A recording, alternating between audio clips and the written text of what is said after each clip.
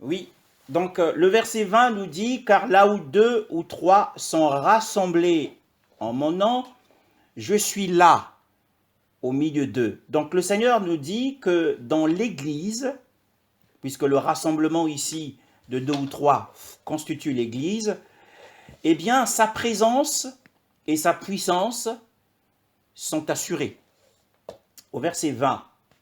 Le verset 17 nous dit, mais s'ils refusent de les écouter, donc on parle du chrétien qui a trébuché, qui a offensé son frère, et celui-ci a suivi la démarche biblique, qui veut premièrement que cette personne qui se sont offensées aille voir l'offenseur et essaie de régler le problème. Et si le problème n'est pas réglé, que l'offensé prenne avec lui deux témoins. Et si l'offenseur est toujours obstiné dans sa position, et qu'il en parle à l'assemblée, c'est-à-dire à l'église. Donc nous avons vu que le verset 20 nous dit que dans l'église, étant donné qu'il y a la présence et la puissance de Dieu, l'église, au verset 17, est dotée d'une autorité spirituelle. Et celui qui offense doit écouter l'enseignement de l'Église. Et s'il refuse d'écouter l'enseignement de l'Église, eh bien, le Seigneur dit que, eh bien, qu'il soit considéré comme un païen et un publicain. Donc, l'enseignement de l'Église a de l'autorité que dans la mesure où, dans cette Église, le Seigneur est au milieu d'elle. Amen. Bah oui. L'offenseur n'écoutera l'Église que dans la mesure où il est confiant que dans cette Église, la présence glorieuse de Dieu est là. Parce qu'il dit car a une valeur explicative. Là où deux sont rassemblés en mon nom, je suis au milieu d'eux. Donc si ce frère-là ou cette sœur-là n'écoute pas l'Église qui est remplie de la présence de Dieu, en fait cette personne n'a pas écouté le Seigneur lui-même, a rejeté le Seigneur lui-même.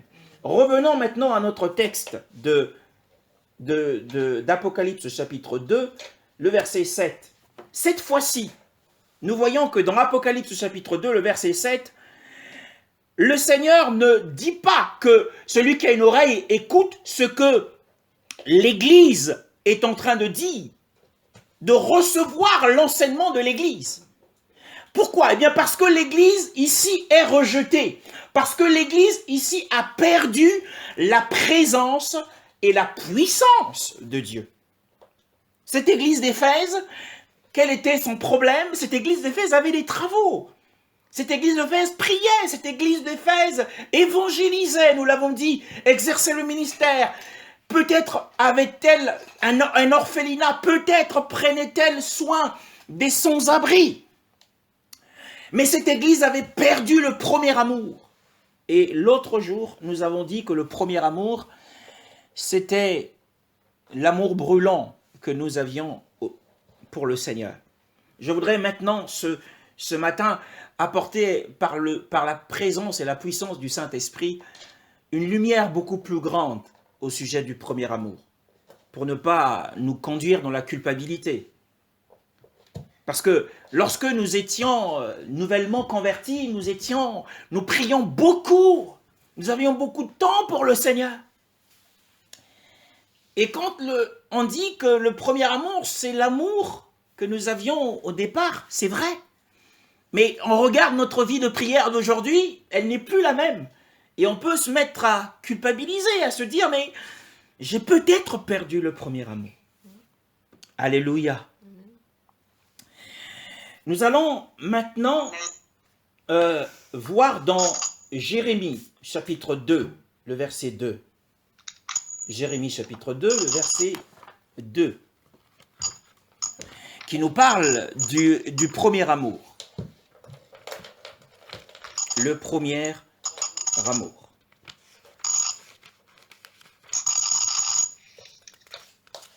Amen. Au nom de Jésus. Oui.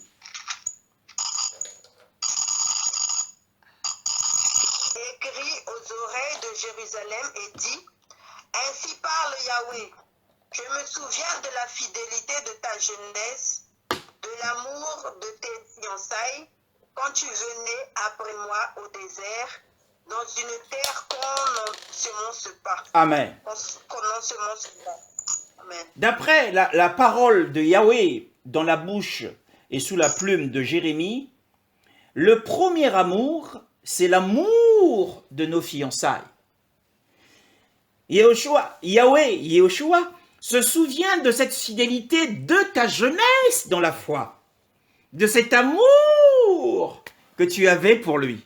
Et le Seigneur est d'ailleurs assez mélancolique lorsqu'il le dit. Et c'est ce qui s'est passé avec Éphèse. Au début, cette église d'Éphèse était remplie de l'amour de Yehoshua. Revenons dans Apocalypse chapitre 2, le verset 7. Mais cette église, intentionnellement ou pas, avait perdu le premier amour. Le premier amour était parti. Et à cause du départ du premier amour, le Seigneur avait finalement rejeté cette église parce qu'elle ne s'était pas repentie de cela. Elle n'était pas retournée en arrière. Maintenant, il nous faut aller au-delà de ce que c'est que l'amour des fiançailles pour comprendre ce que c'est que l'amour, le premier amour. Pour comprendre réellement, textuellement, ce que c'est que le premier amour, je sais que vous êtes assez curieux pour le savoir, au-delà de l'amour des fiançailles, pour ne pas culpabiliser, mais ce qui va nous poser aussi beaucoup de questions aujourd'hui, c'est dans 1 Jean au chapitre 4. 1 Jean au chapitre 4. Nous connaissons assez bien ce passage, le verset 8. 1 Jean chapitre 4, le verset 8. Sœur divine. 1 Jean, je suis pas encore à la page. 1 Jean chapitre 4, le verset 8 et le verset 16. Celui qui n'aime pas n'a pas connu Dieu, car Dieu est amour. Le verset 16. Verset 7.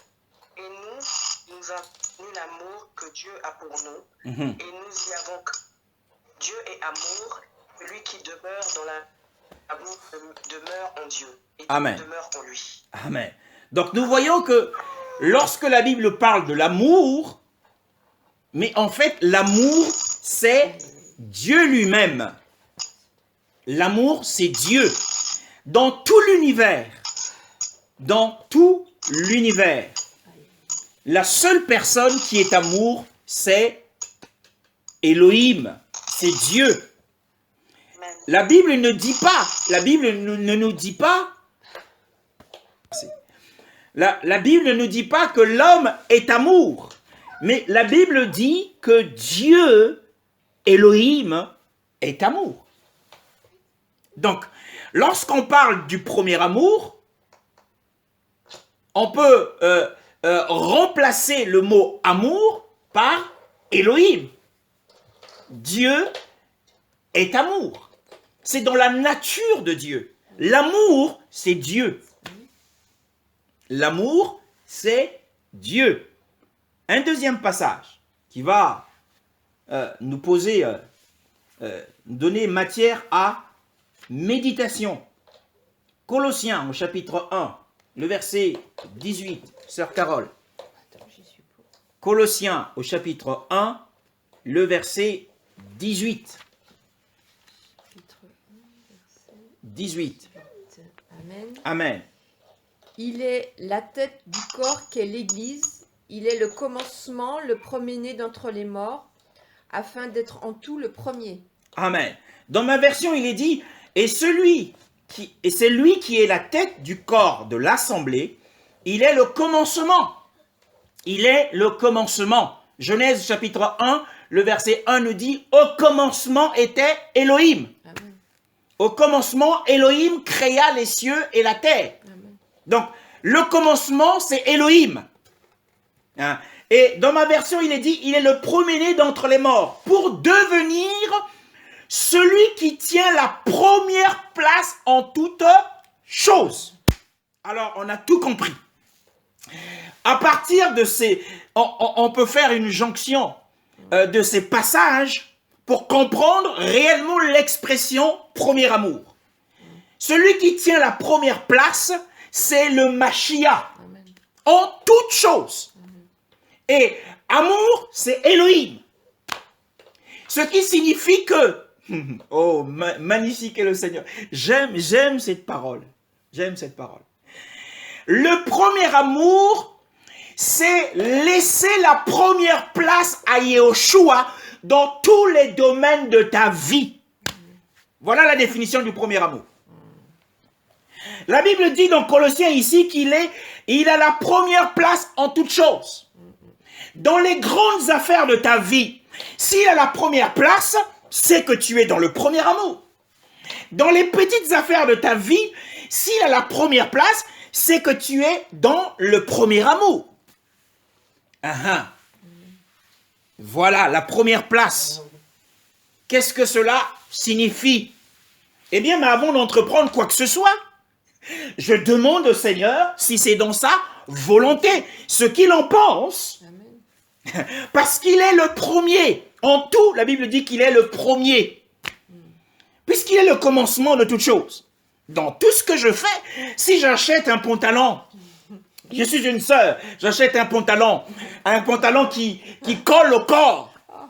Je demande à Yehoshua, est-ce que Yehoshua, toi qui es en moi par le témoignage intérieur, si je mets ce pantalon, est-ce que ce pantalon va te glorifier? C'est lui. Si tu considères Yehoshua comme étant le premier dans tout ce que tu fais, dans tes achats, dans tes choix, alors lui dira que tu as le premier amour. Si tu te coiffes, pendant que tu te coiffes, tu changes de couleur. Tu demandes d'abord au Seigneur, est-ce qu'en me coiffant, en changeant de couleur, est-ce que cela te plaît ou ne te plaît pas?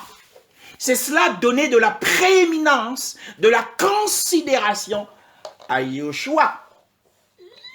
J'avais apprécié la démarche d'un bien-aimé dans le Seigneur qui m'avait appelé pour me demander qu'il voulait entreprendre un projet de voyage pour l'Afrique. Est-ce que c'était dans la volonté du Seigneur? Et le Seigneur m'a dit non, ce n'est pas dans ma volonté. Et je le lui ai dit. Et ça, c'est l'expression du premier amour. Laisser à Yehoshua la première place. Mais le problème de l'église d'Éphèse, c'est que l'église d'Éphèse était dans les œuvres, mais avait délaissé.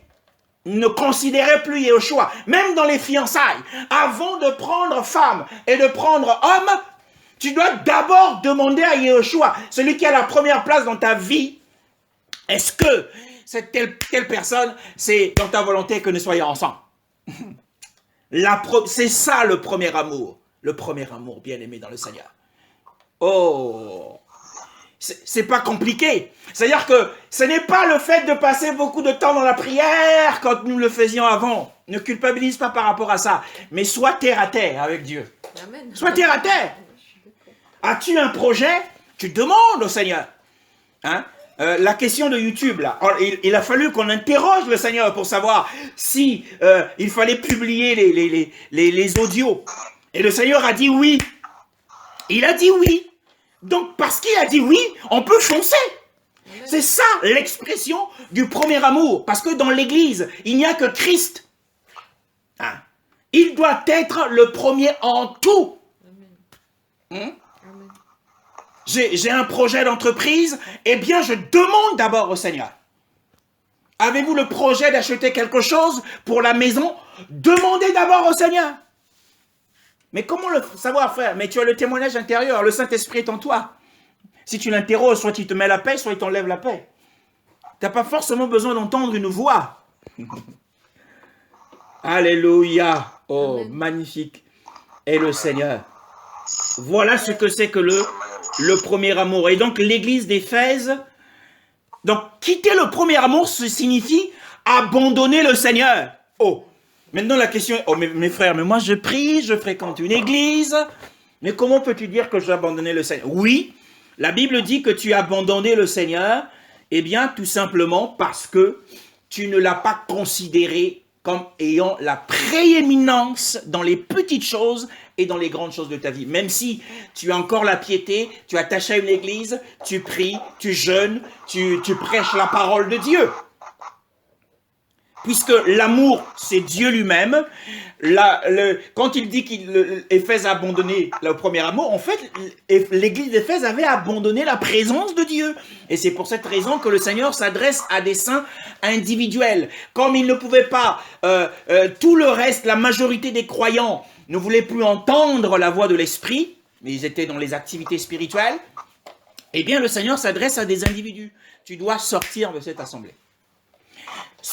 Tu dois écouter l'enseignement de l'Esprit. Ici, ce n'est même plus l'enseignement de l'Église, mais c'est l'enseignement de l'Esprit. Or, l'enseignement de l'Esprit, c'est l'enseignement de la parole de Dieu, car toute écriture est inspirée d'Élohim. Tu dois écouter l'enseignement, parce que l'Église d'Éphèse n'était plus dans l'enseignement biblique. L'église d'Éphèse s'était écartée de l'enseignement biblique. C'est pour ça qu'il est dit que cette fois-ci, celui qui a une oreille entende ce que l'Esprit dit, et non plus l'église. Or, on entend une église lorsque cette église a en son sein la présence et la gloire de Dieu. Parce que cette église a la présence et la gloire de Dieu, alors ce que dira cette église, c'est ce que dira en fait l'Esprit. Mais ici, il est dit aux saints individuels, non pas à l'église entière, parce que l'église entière a refusé de se repentir, a refusé de mettre Yeshua à la première place, mais de vivre chacun selon ses propres intérêts. C'est quelque chose de grave.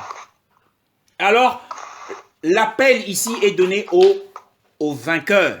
L'appel est donné aux vainqueurs. Les vainqueurs doivent sortir. Et aux saints qui entendent la parole, puisque celui qui entend la voix de l'Esprit, eh bien, doit être en mesure de comprendre, puisque celui qui écoute, c'est celui qui comprend, doit être en mesure de comprendre et de mesurer la condition de l'Église dans laquelle il est. Tu dois avoir une vision. Nous avons dit que Louis, lorsque de Louis dépend la vue. Lorsque tu entends, le Seigneur va développer en toi une perspicacité spirituelle pour connaître la position de l'église dans laquelle tu es. Bien-aimé dans le Seigneur, ce message, ce n'est plus pour nous, mais c'est pour l'ensemble du corps de Christ. Ceux qui écouteront cette parole, tu dois connaître la condition de l'église dans laquelle tu es. Par l'Esprit, si tu as une oreille spirituelle, tu écouteras l'enseignement de l'Esprit. Parce que beaucoup d'églises, malgré les apparences de prospérité, beaucoup d'églises ont abandonné le Seigneur. Et abandonner le Seigneur ici, c'est abandonner le premier amour. C'est ne plus laisser au Seigneur la première place. C'est-à-dire que l'église a usurpé la place du Seigneur et du Saint-Esprit. L'Église a usurpé la place du Saint-Esprit et du Mashiach. Alors le Seigneur a rejeté cette Église. Donc le premier amour, pour revenir, c'est laisser à Yeshua la première place en toutes choses. Et le vainqueur ici, le vainqueur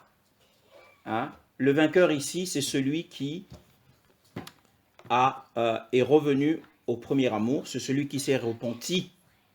Être vainqueur ici, c'est se repentir de la perte du premier amour et de retrouver ce premier amour. À celui qui remporte la victoire, je donnerai à manger de l'arbre de vie qui est au milieu du paradis de Dieu. Donc, le vainqueur ici, ce n'est pas par rapport au salut, encore une fois. Nous l'avons dit, il y a une différence entre le vainqueur, c'est par rapport à la récompense, c'est quelque chose qui est au-delà du salut, et le salut, c'est ce qui a été réglé à Golgotha. Et Yeshua a réglé la question du salut une fois pour toutes.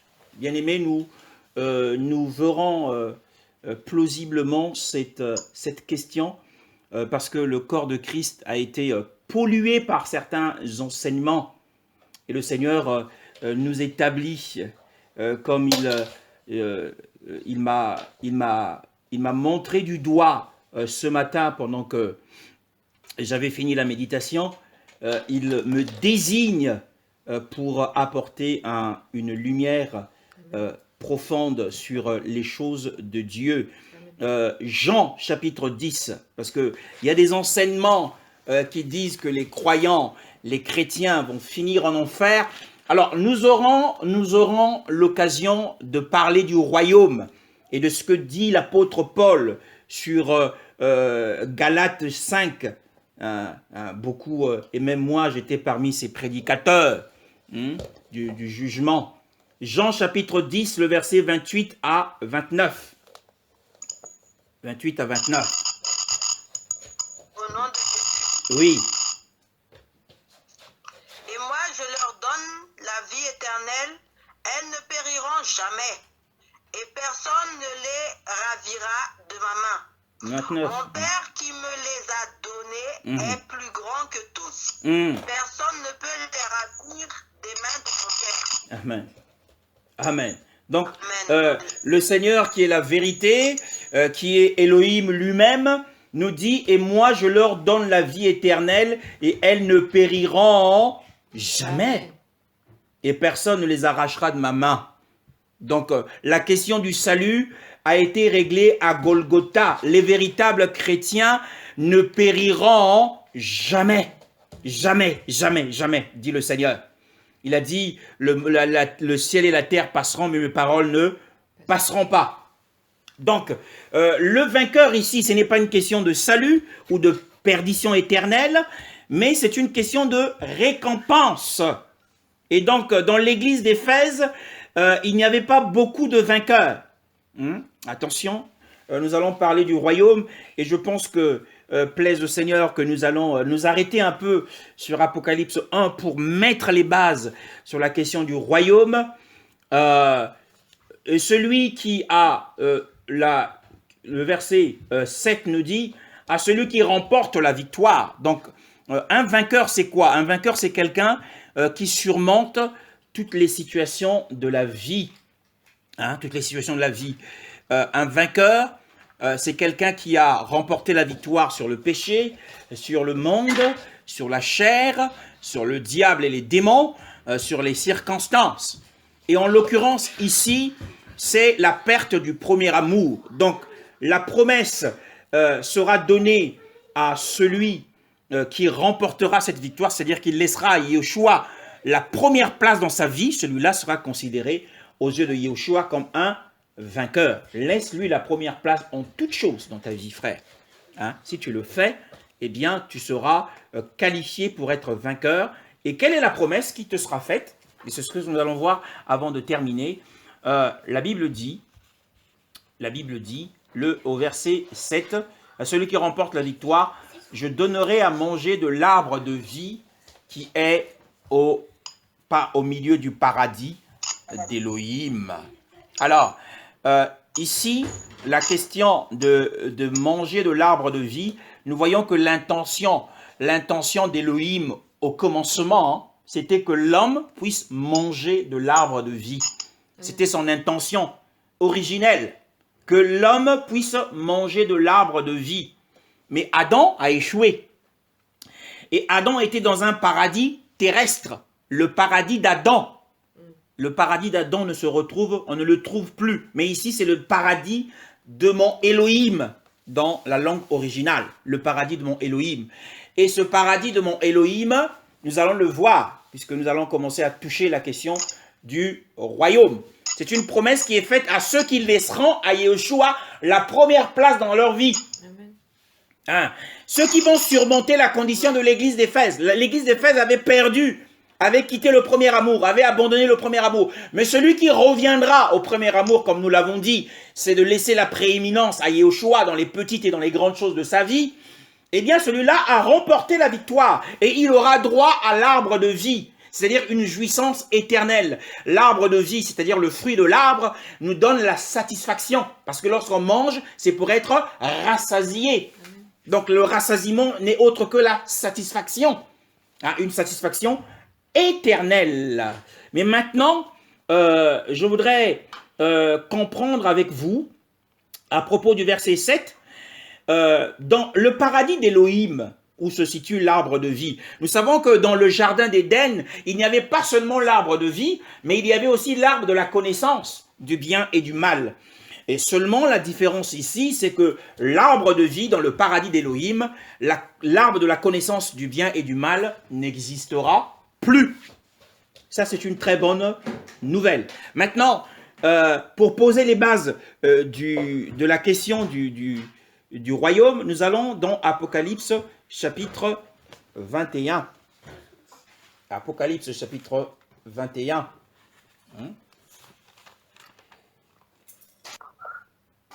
Verset 9. Et il vint à moi l'un des 7 anges qui a les 7 coupes remplies des 7 derniers fléaux. Et il me parla, disant, viens et je te montrerai l'épouse de l'agneau, la femme. Amen. Et il me Amen. Vas-y, verset 10, frère. Et il me transporta en esprit sur une grande et haute montagne, et il me montra la grande cité, la sainte Jérusalem, descendant du ciel d'auprès d'Élohim, ayant la gloire d'Élohim, et son luminaire est semblable à une pierre très précieuse, comme à une pierre de jaspe, transparente comme du cristal. Amen. Amen. Amen. Donc, nous voyons, faisons attention aux mots qui sont donnés dans ce passage. Il dit, il vint à moi l'un des 7 anges qui a les 7 coupes, remplit les 7 derniers fléaux, et il me parla en disant, viens, je te montrerai l'épouse de l'agneau, la femme. Et il me transporta en esprit sur une grande et haute montagne, il me montra la grande cité, la Jérusalem, la sainte Jérusalem, descendant du ciel d'auprès d'Élohim. Donc nous voyons que l'épouse d'Élohim, l'épouse de l'agneau, donc Yeshua, son épouse, c'est la nouvelle Jérusalem. Et c'est à la fois son épouse et c'est à la fois sa femme. C'est à la fois son épouse et c'est à la fois sa femme, bien-aimée dans le Seigneur. Alors, si nous avons compris ce passage, nous allons comprendre pourquoi est-ce que le Seigneur dit « Celui qui vaincra, je lui donnerai à manger de l'arbre de vie qui est dans le paradis d'Élohim. » Et nous comprendrons à quel moment le vainqueur mangera le fruit de l'arbre de vie dans le paradis d'Élohim. Si nous avons compris le verset 9 qui nous dit « Je te montrerai l'épouse de l'agneau, la femme ». Donc il y a deux titres ici. Il y a l'épouse et ensuite il y a la femme. Pour comprendre cela, c'est simple. La question est celle-ci. Combien de temps durent les épousailles? Ici, il est dit, je te montrerai l'épouse de l'agneau, la femme. Pour moi, il y a 2 titres ici. Il y a d'abord l'épouse, ensuite il y a la femme.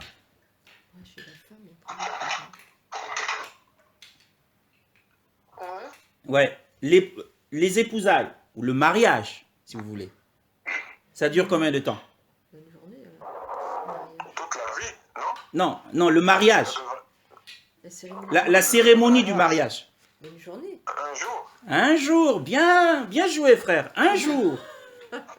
Le mariage ou les épousailles durent un jour. Et la femme? On a la femme pour...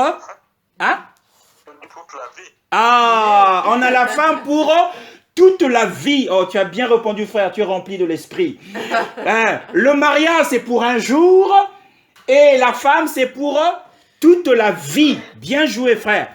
Alors, maintenant, va dans 2 Pierre au chapitre 3. 2 Pierre au chapitre 3. Vous connaissez tous ce passage.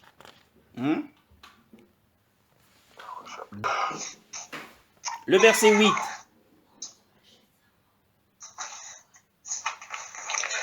Mais il y a une chose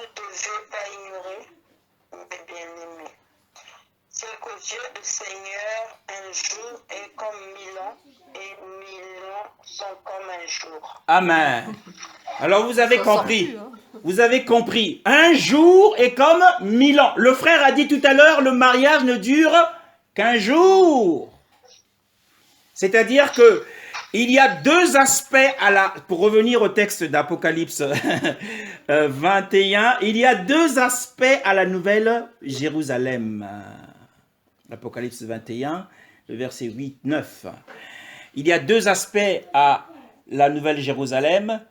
Le premier aspect de la nouvelle Jérusalem durera 1000 ans. C'est le mariage de Christ avec l'épouse. 1000 ans, 1000 ans. Un jour égale 1000 ans aux yeux du Seigneur. Le frère a dit que le mariage, c'est un jour.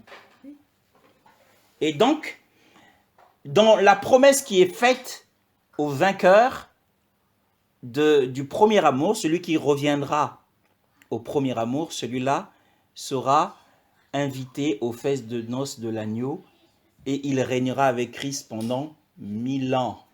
C'est le premier aspect de la nouvelle Jérusalem, bien-aimé dans le Seigneur. Et là, tu pourras goûter à l'arbre de vie. Le deuxième aspect de la nouvelle Jérusalem, c'est la femme. Et le frère a dit que la femme, c'est pour toute la vie. Et toute la vie dans la Bible, c'est l'éternité. Donc en fait, à partir d'Apocalypse 22, on rentrera après les 1000 ans, après la dernière bataille de Gog et de Magog, et où Satan sera jeté, et le jugement des morts, eh bien nous entrerons dans l'éternité, et c'est là qu'il y aura la femme, et non pas l'épouse. L'épouse, c'est pour les 1000 ans, et la femme, c'est pour tout le reste de l'éternité. Et donc les promesses qui sont faites aux vainqueurs dans les 7 églises, ces promesses sont faites pour le royaume des 1000 ans qui arrive bientôt. Et ça ne sera pas la majorité des chrétiens, mais ça sera un reste, une minorité, parce qu'il a dit celui qui a une oreille entende ce que l'Esprit dit aux assemblées. Celui qui vaincra. Donc peut-être que dans l'église d'Éphèse, il n'y avait que 2 ou 3 vainqueurs qui avaient accepté de se repentir et de laisser à Yeshua la première place de leur vie. Bien-aimé, cette promesse est pour toi si tu reviens au premier amour. Ce n'est pas difficile de revenir au premier amour. Nous l'avons compris. Ce n'est pas de prier du matin au soir, comme nous le faisions quand nous étions très chauds. Non, non, non. L'amour a mûri. Mais maintenant, c'est de dire, Yeshua, que veux-tu que je fasse? Que veux-tu que j'entreprenne? Même quand tu pries, eh bien, demande-lui si il veut que tu pries à ce moment-là, ou il veut peut-être que tu lises la parole. Peut-être veut-il que tu chantes. Donc, être conduit toujours par l'Esprit de Dieu, c'est être vainqueur et remporter le prix du premier amour. Nous avons terminé ce matin cet enseignement et plaise au Seigneur, si c'est sans sa volonté, que j'aborde la question du royaume, qui est un long thème, qui est très très long, le thème du royaume, et nous allons voir les différents aspects du royaume, et après nous continuerons, parce que nous allons vraiment nager dans des eaux profondes de l'Apocalypse, et lorsque nous toucherons les 7 sceaux, les 7 trompettes, les 7 coupes, et nous verrons nous parlerons de l'enlèvement, et là également, nous passerons beaucoup de temps sur la question de l'enlèvement de l'Église.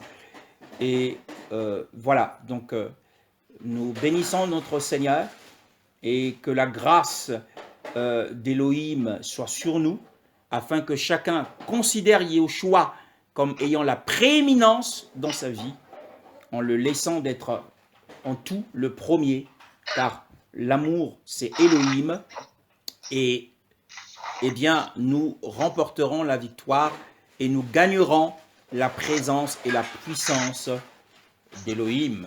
Amen.